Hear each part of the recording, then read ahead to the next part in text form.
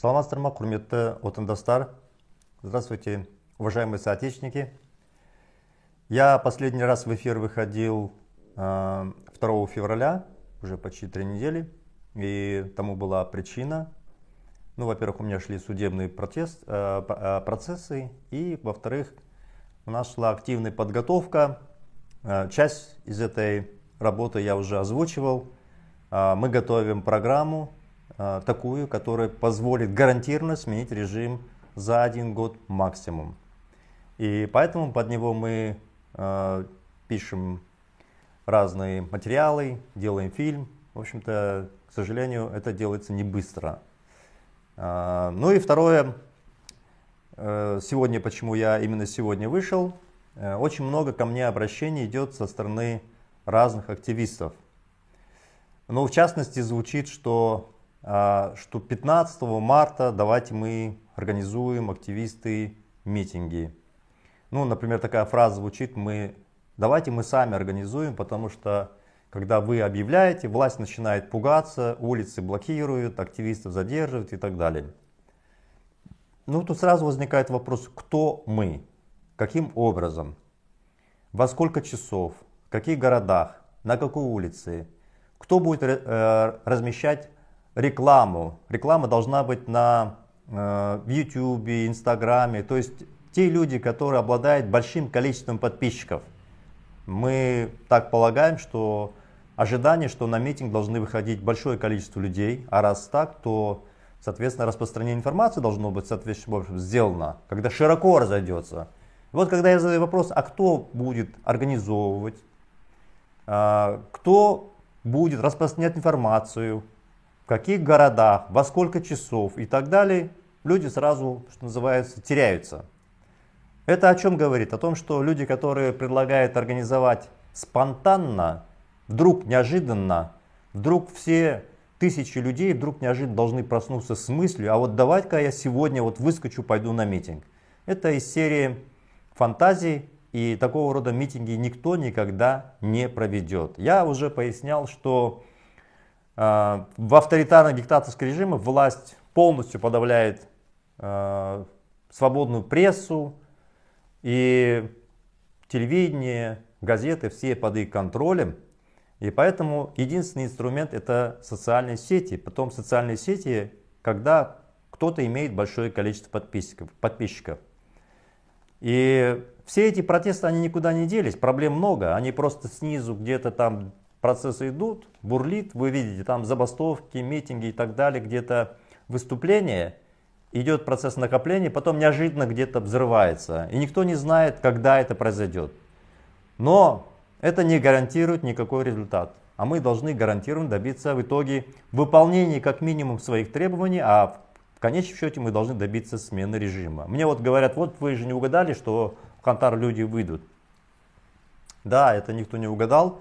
Но в любом случае эта массовая поддержка произошла благодаря, в том числе, мы массово стали распространять в социальных сетях информацию. И требования объединили, и как действовать, что нужно идти к акиматам и так далее. То есть это была работа сделана инфраструктурой. То есть мы это имели инфраструктуру. У нас большое количество подписчиков, большое количество активистов поддерживающих. То есть мы толкнули этот процесс, но чтобы добиться успеха, все действия должны быть организованными.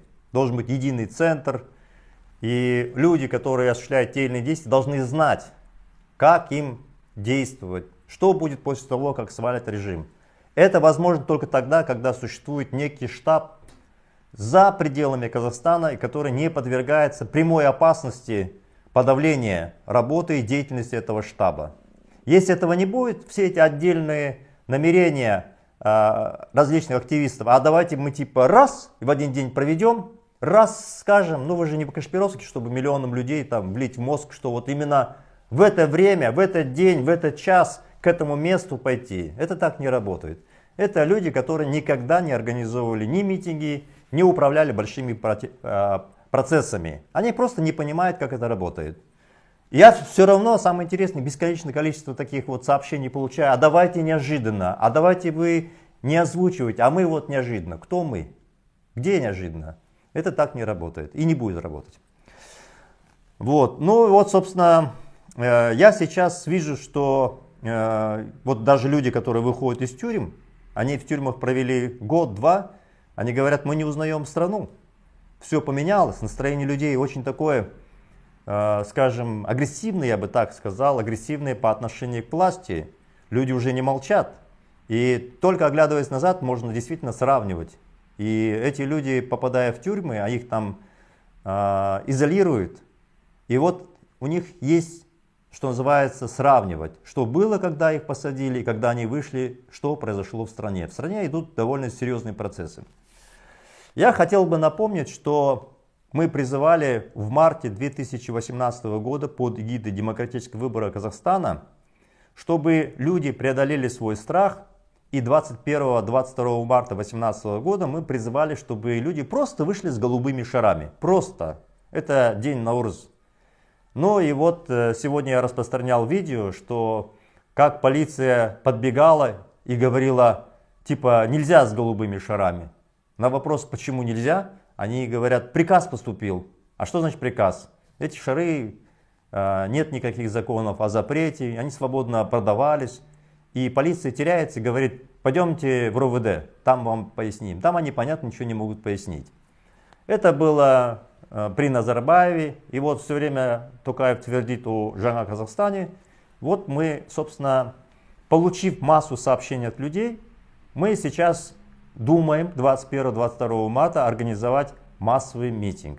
И проверить заодно режим, вообще есть ли Жаңа Казахстан. Или только при Назарбаеве за голубыми шарами гонялись, а при Токаеве за голубыми не будет, будет гоняться, ну, например, за зелеными шарами, за белыми. Или вообще не будет гоняться.